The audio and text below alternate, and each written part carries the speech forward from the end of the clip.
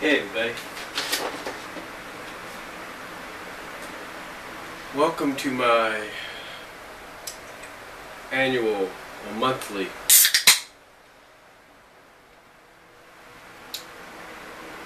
WWE pay-per-view prediction and booking show. Basically what I predict as a fan, how I see from a fan perspective how I would like to see it happen and how I feel it's going to be booked. Now this year's SummerSlam is very intriguing because to me it's got a bit of an old school flavor. And what I mean by that is you got a match or two on there that you would think would not really necessarily be on this card, and yet they are. And believe it or not, they have a reason for it. And I'm sure a lot of people feel that way. But first of all, let's talk about the pre-show, the pre-kickoff show, which ironically, if what I saw last month stays true this Sunday, will be aired at the same time as if you were to see it on your mobile device or your Xbox or PS3 or whatever. And I'm talking about the kickoff show match for the United States title between Dean Ambrose, the U.S. champion of the Shield, and Rob Van Dam. Now, you would think that getting behind RVD as much as they have, that they would have this match on pay-per-view. But they're not. They're having it on the kickoff show. Now, history has shown us, and this is the honest truth, history has shown us that just because a title match is on a pay-per-view doesn't mean there won't be a title change. Because there will be. You take a look at SummerSlam last year when Antonio beat Santino. I think it was last year. It was. Yeah, it was last year. When Antonio beat Santino. Alright, we look at it there. We look at this past year at WrestleMania when The Miz beat Wade Barrett on the pre-show there.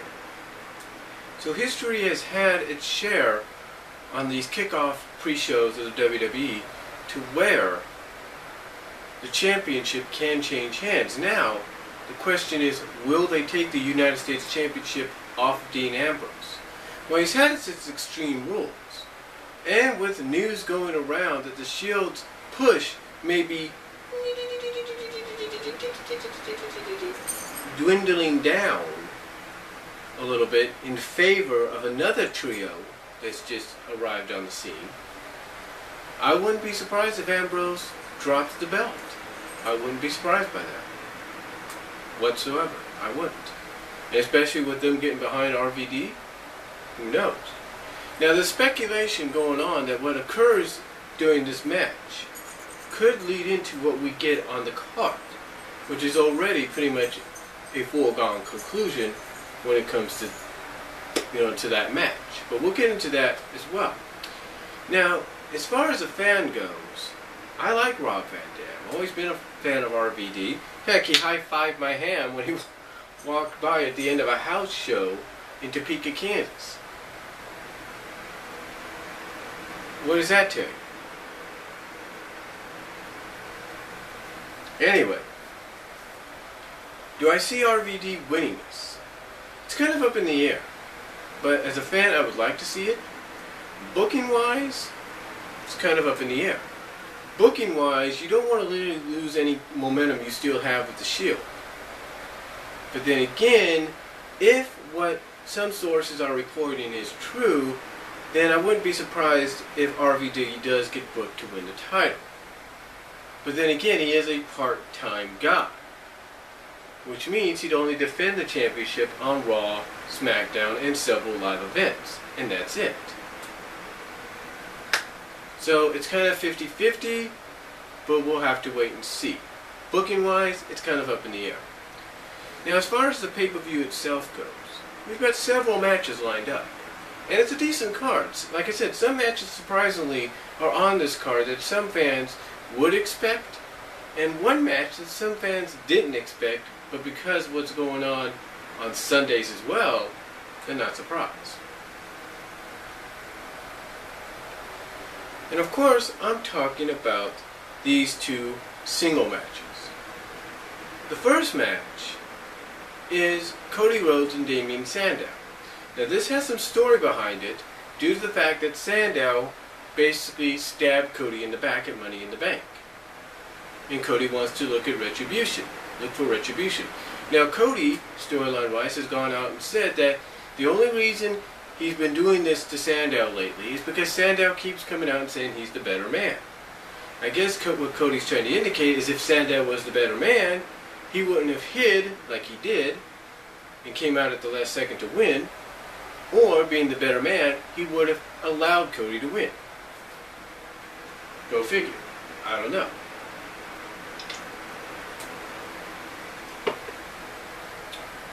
But that's basically what's going on there.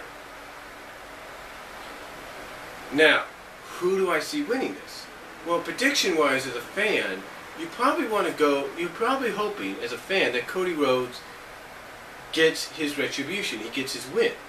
He gets his, hey, I showed you up. I'm better than you, even though you're Mr. Money in the Bank. On the other hand, though, as a booker, I think you want to keep the momentum with Sandow.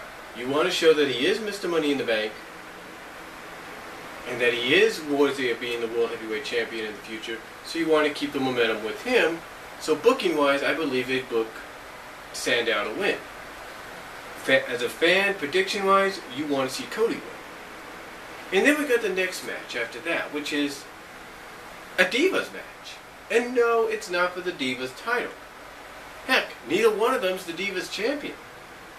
If this match still remains on the card, which it should, apparently, we have Natalya against, I think, either Nikki or Brie Bella. One of the Bellas. Now, Natalya is going to have Cameron and Naomi and possibly Maria Menounos in her corner. On the other hand, you have one of the Bellas, I think it's Nikki or Brie, with her sister and Eva Marie in her corner. Now, this is, some fans will say this is basically what they call a, oh, I gotta go to the bathroom. Do. That's what they call it. They'll call it a bathroom break match. Now, the only reason this match is happening, and any fan knows about this, is because of Total Divas. Total Divas, apparently, for the past 2 weeks, has been a huge success to the WWE. And some fans have actually enjoyed it because it gives them a rare behind-the-scenes, at most times scripted behind-the-scenes look of WWE through the Divas perspective. Now, prediction-wise, you want to see Natalya, beat Brie Bella. You want to see her win. But booking-wise, if you're booking the match, you want to keep the momentum, believe it or not, on the Bellas and on Total Divas. But booking-wise, believe it or not, you want to do that. But then when you think about it, as a booker, you think, yeah, all of these divas are part of Total Divas. And we want to keep the momentum going for the show. So we either want to push the reason for the show, and according to sources, the reason being the Bellas, keep their momentum going and give them the victory, or we want to book Natalya to get her revenge, get her redemption over the Bellas and Eva Marie. Now the question is, will they do that? No one really knows. No one really knows. So it's kind of not as much of a 50-50 booking as what they're probably going to go through with Dean Ambrose and RVD. It's not that kind of booking. But I do see sort of I don't think the decision booking-wise when it comes to WWE is going to be that hard when it comes to the Diva match at SummerSlam. as much as hard as it's going to be, in my opinion, for the Ambrose RVD kickoff match. So, to me, it's not that bad. I think they are in favor of going in one direction with booking one person over the other. I think they've already got that made up. But then again, they might still change their minds. But fan-wise, prediction-wise as a fan, from a fan standpoint, you want to see Natalya get her redemption. And then, speaking of divas, we have the Divas champion AJ Lee teaming up with Big E Langston in a mixed tag team match against Caitlyn and Dolph Ziggler. Now, originally sources were indicating that Dolph was going to face Big E in a singles match. That took place, of course, as we saw on Raw. So now, the question is, who wins here? Well, this is kind of an interesting tidbit. You see, a lot of fans are behind Dolph. Dolph has a huge fan base. There's no doubt about that. And Caitlyn being associated with them, whether you agree or not, that's going to help her cause as well. So as a fan, you want to see Dolph and Caitlyn win and beat AJ and Big E Langston. But booking-wise, it's kind of, again, a 50-50 toss-up. Because you don't want to make Dolph look weak, because you still want to probably put the world title, maybe down the line the WWE title, around his waist. But the same could be said for Big E. You don't want him to look weak because you want to put the world title, maybe even the WWE title around his waist someday.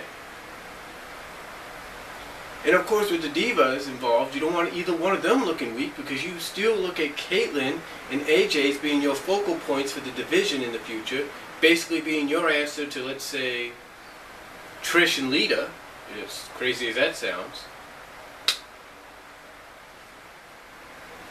But you don't want either one of them looking bad. So 50-50 wise, as a booker, what do you do? How do you come up with a solution? I guess it'll be one of those matches that you gotta almost wait till the last minute, or at least the day before you say, okay, this team's going over. So we'll just have to wait and see exactly at SummerSlam who they book to go over, because again, like RVD and Dean Ambrose, it's a very tightly 50-50 decision they got to make there. But as a fan, from a fan standpoint, prediction-wise, you want to go with Dolph and Caitlyn. Then, supposedly, this is going to be one of the two matches that are going to come out of the kickoff show. We're either going to have a 6-man tag, which we're already going to have tonight on SmackDown. You pretty much saw those that were there live in San Jose saw it already. You're going to see it there. So you're either going to have that again, or more precisely, you're going to have a tag team title match with The Shield, Roman Reigns and Seth Rollins, defending against Big Show and Mark Henry. Now the question is, who comes out on top here? Well, The Shield has the fan base, so you want to see The Shield keep the titles because they're younger, faster, and are the future. So from a fan's perspective, you want to see The Shield win. But from a booking perspective, again, this goes back to the kickoff show match as well.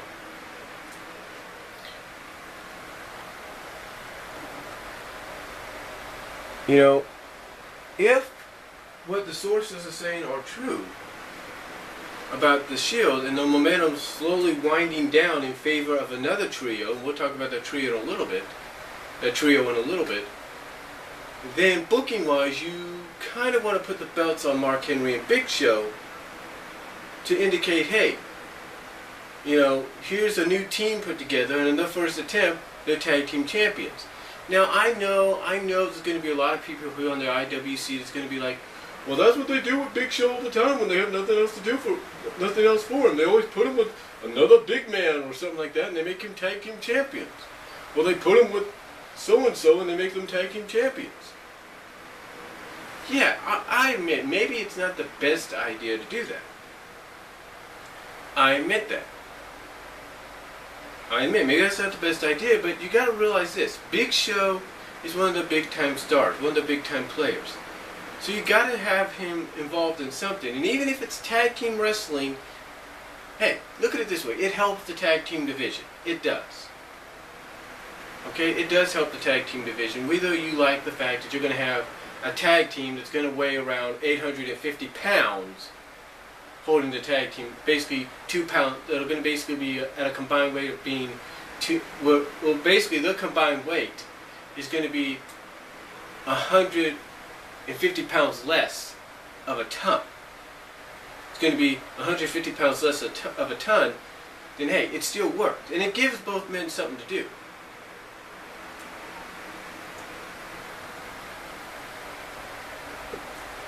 But again, booking wise, I look at this kind of like being the Divas match. Like, they've already kind of have an idea who they want to go over, but they might still change their mind. But I think the favoritism might be going to the big men, because if the sources are true in what they're saying,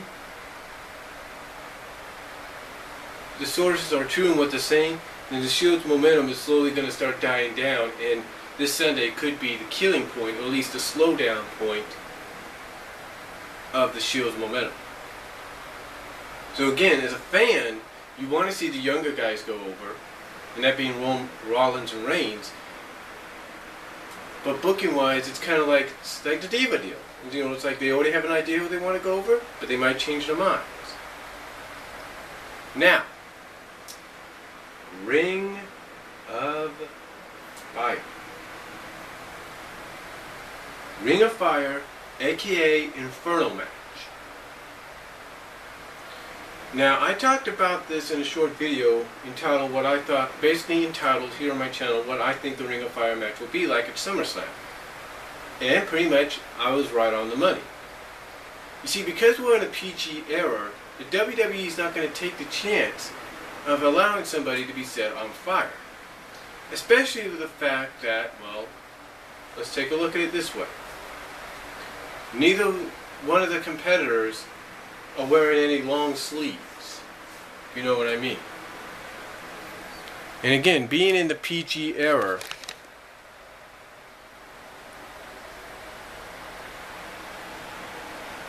I don't think they're going to want to see something like that occur. Basically, what they've done with the Inferno match in a PG era environment, or PG-13 environment, is they've basically said Inferno match is now going to be the equivalent of cage match. Basically, this is the way I see it going down. Let's say Eric Rowan and Luke Harper, aka Brody Lee, decide they want to interfere. They try to get near it, and then boom, flames go up. They try to go to the other side, boom, flames go up. That's basically what the Ring of Fire is going to be. Now, from a fan's perspective, you're kind of 50-50, because Kane still has his fans.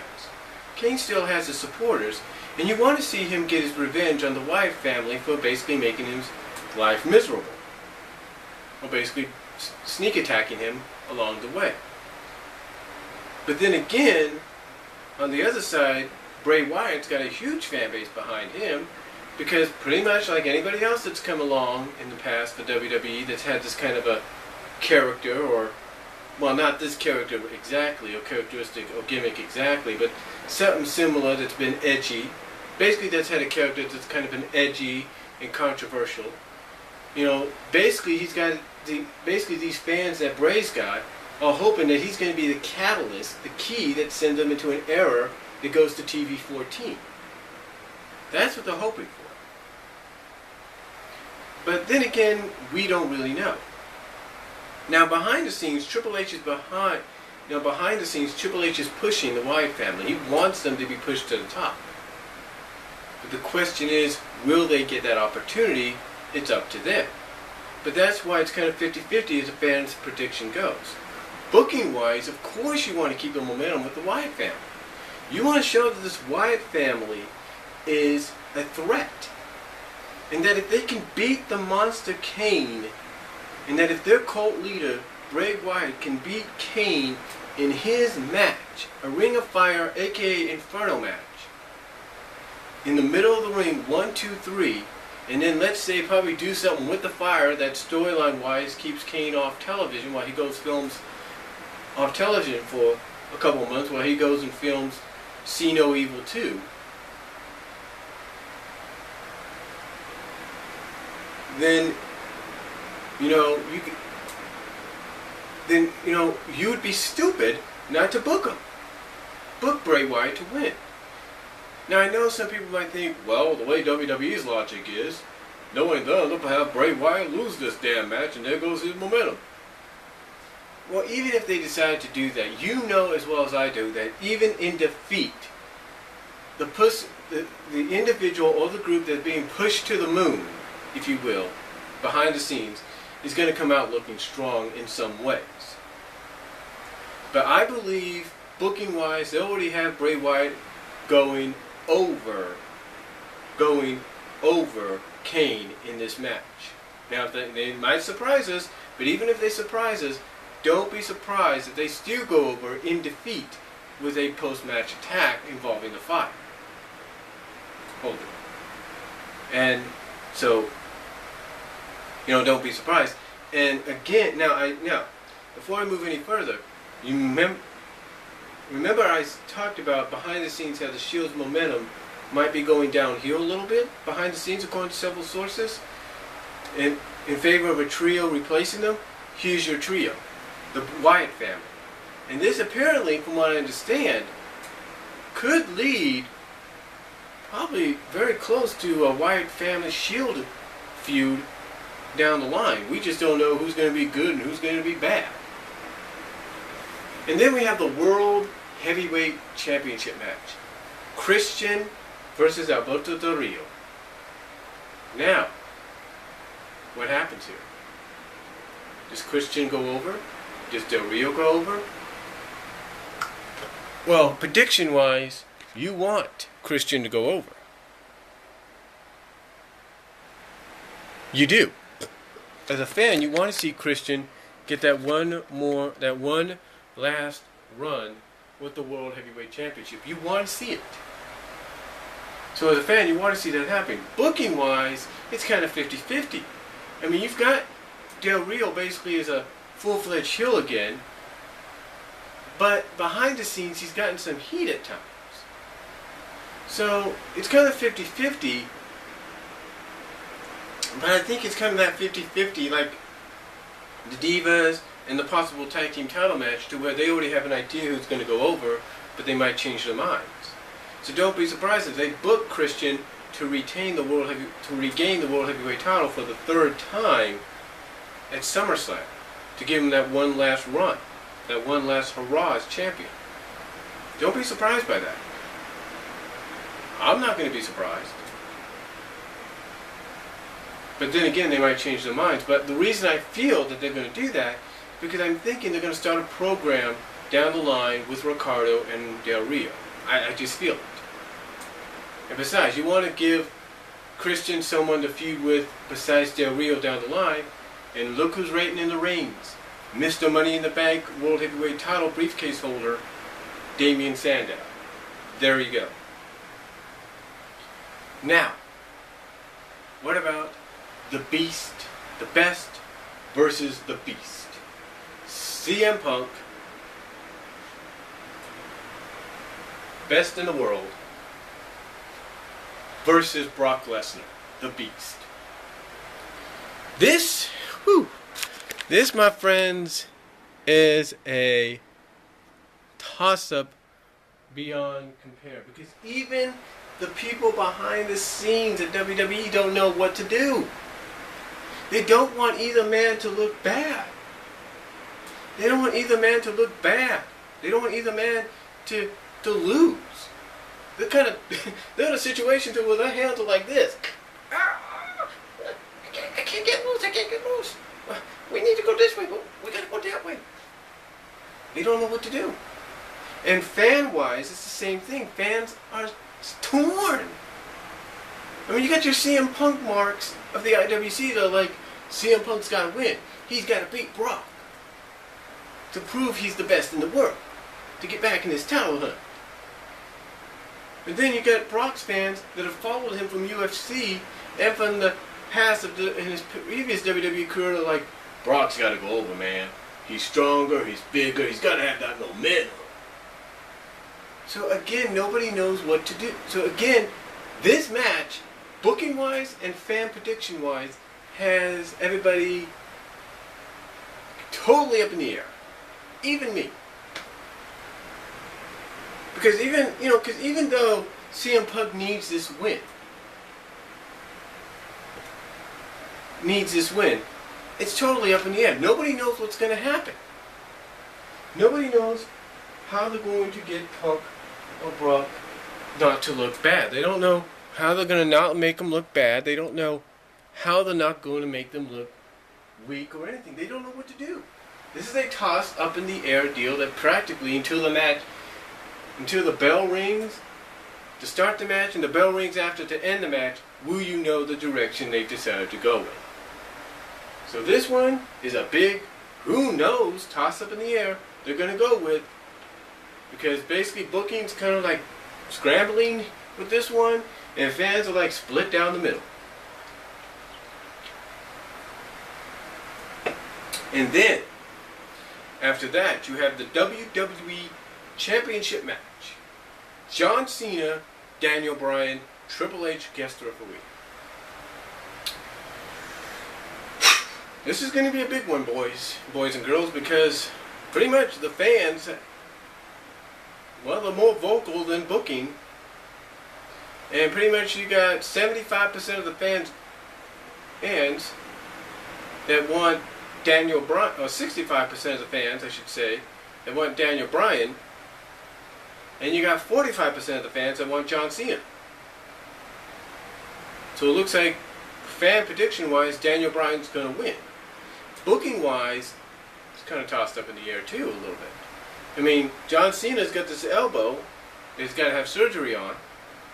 So what do? They don't want him to look weak.